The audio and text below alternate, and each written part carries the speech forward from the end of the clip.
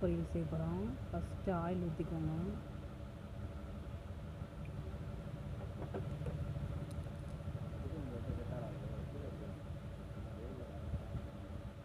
அதில் கடுகு போட்டுட்டு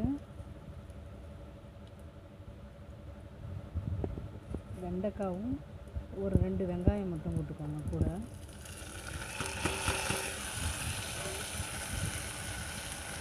நல்லா வதக்கிட்டு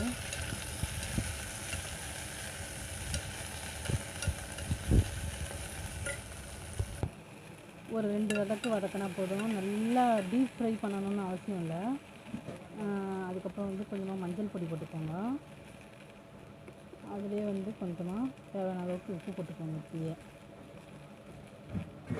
போட்டுட்டு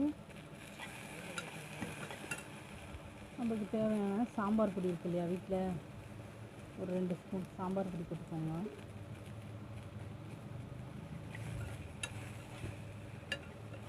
அவ்வளோதான். தண்ணி ஆட் பண்ணிக்கோங்க. நிறைய ஊற்றக்கூடாது, ஒரு முழுகிற அளவுக்கு ஊற்றணும். அப்போ தான் நம்மளுக்கு பொரியல் நல்லாயிருக்கும். குக்கர் மூடி போட்டு ஒரு 2 விசில் வந்தால் உங்களுக்கு பொரியல் ரெடி.